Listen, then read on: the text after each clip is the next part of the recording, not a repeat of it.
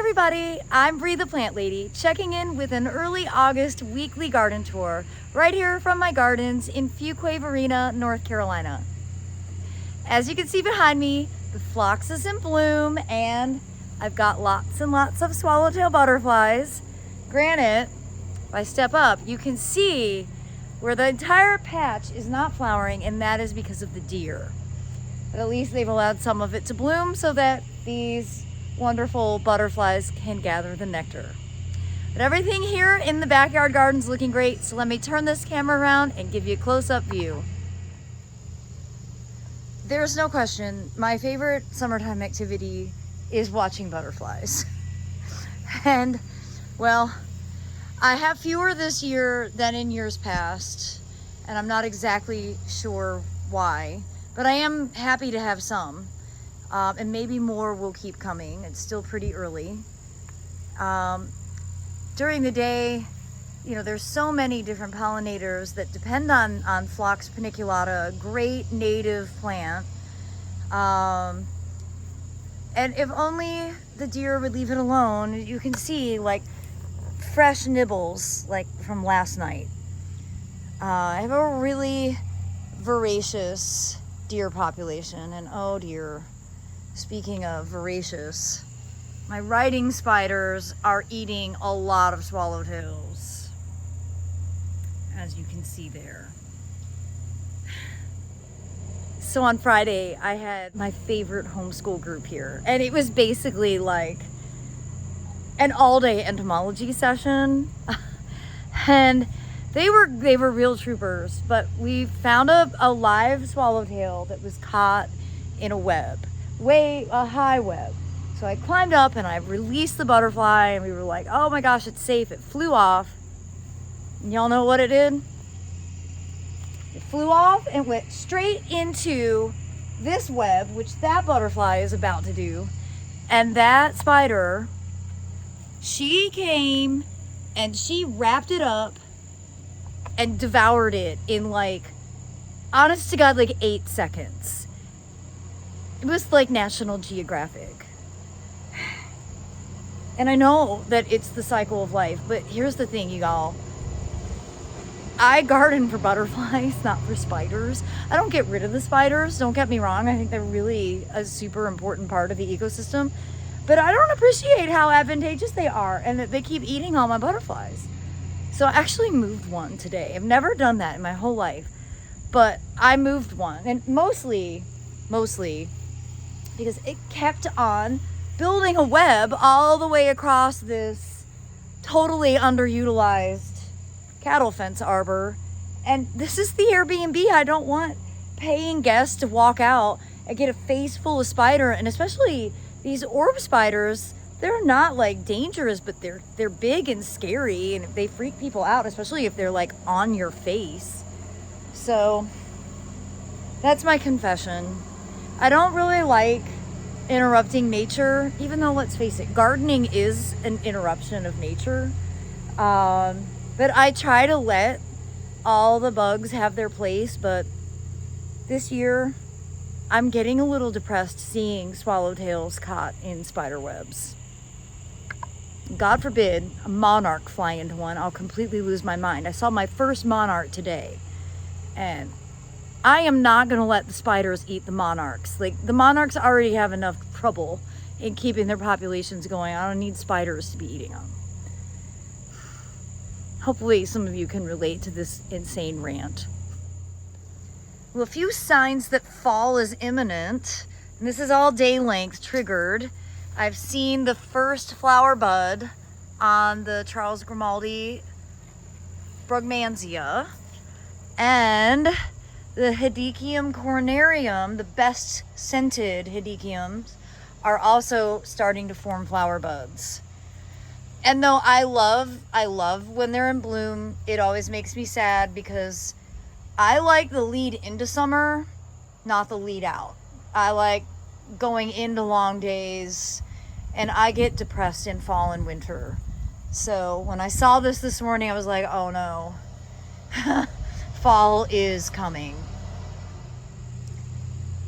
Well, I'm definitely not in love with how This feed tank bed has come out, but it's okay. I think maybe by next year when the white muley grass is really filling in, and I think my plan will be to put in some other flowering perennial. Maybe I'll just get more Asclepias tuberosa, because this used to be full of that, and again, those are just sort of short-lived perennials for us in North Carolina. Maybe I'll go ahead and get some of those for the fall open garden, and then just fill that in, and it'll be white muley and Asclepias. Because I'm aiming to make this area not all annuals, since I don't live in this house anymore. But overall, these borders are looking good. The self-seeded zinnias look great, and they're just always, butterflies during the day are all over these. Got more eggplants coming along. This is more the traditional type, and again, I'm harvesting my eggplants pretty small. They're more tender, they're easier to cook, and I haven't had as many cucumbers as you'd think with all the foliage that I have. And of course, every cucumber I have in the ground, in compost, or in water, every cucumber has mosaic virus. So there you have it. If your cucumbers look like this, join the club. But I'm wondering if I'm just not seeing the cucumbers, and aha, so they say that, look, here we've got one. And I'm also trying to harvest my cucumbers smaller, so that they just taste better.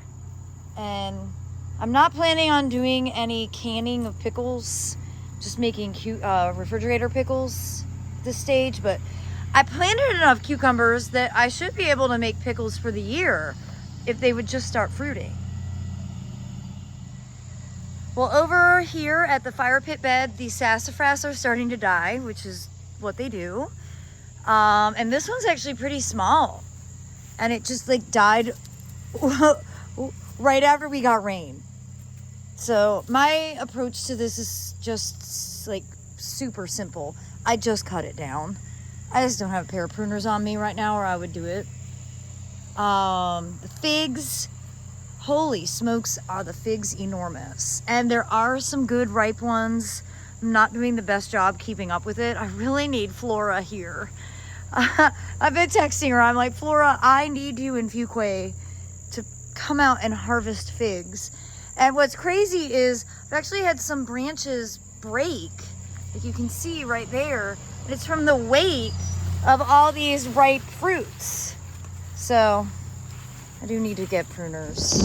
Just need to remember. I have not spent any meaningful time working in the garden, and that needs to change because there's some necessary things that need to be accomplished. I am really happy to see, I think this is a butternut squash. And so hopefully that'll actually set some fruit, but at the very least it's giving me some foliage interest. And yeah, the bananas are awesome. They really are so awesome. And look at that bee up there in that banana flower. And I have to show you this section because I think it's actually looking quite nice. That mangave is so awesome. But I wanted to show you the hops. They really are hopping this year. Got lots and lots of hops. I mean, not compared to like commercial production, but for me, growing it in this one tiny, very dry pot, pretty pleased to see all these hops. Well, the side border is looking great, especially with this really amazing sky. The deer are definitely eating a lot, but again, I'm not gonna tell you everything they're eating. I'm gonna tell you what they're not eating. And you know what they don't eat?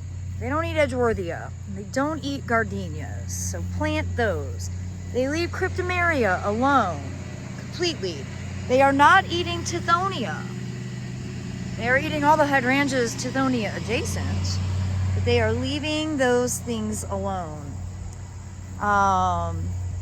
They don't eat the carex. They don't eat the Coralopsis. They don't eat Poncirus, which is this awesome thing here. They do eat Rudbeckia. They do eat hydrangeas. They don't eat lemon balm.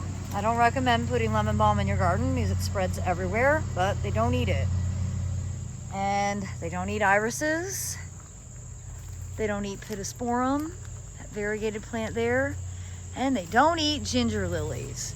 And this year, this patch of ginger lilies has absolutely been spectacular. I have never appreciated this corner of the yard. And now it's one of my favorite places, not only because of the plants, but also because of my work zone. I have my soil here.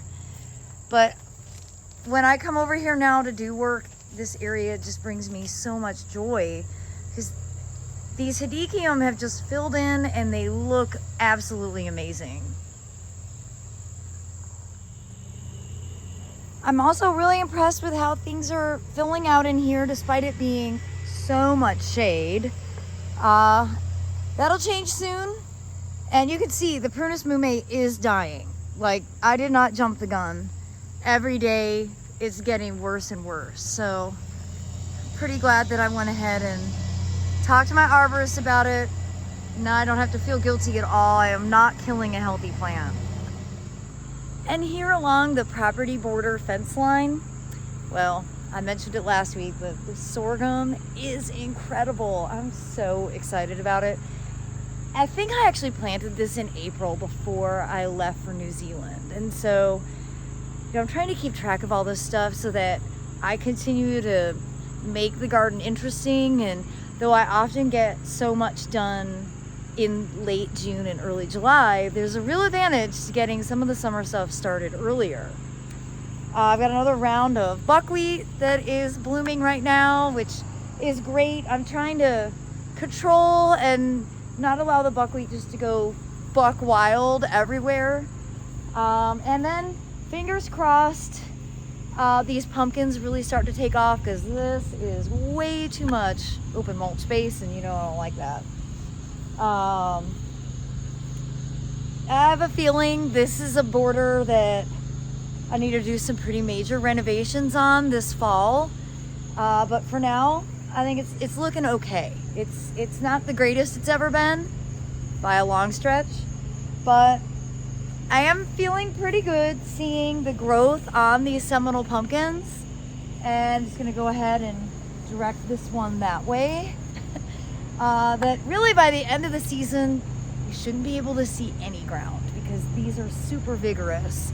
And from experience, they generally do their jobs well. But this is always a time of year where I start to question things. But I do hope that you will plan to tune in for another weekly garden tour featuring everything that's growing out front. And as always, thanks so much for watching. Happy gardening, everybody.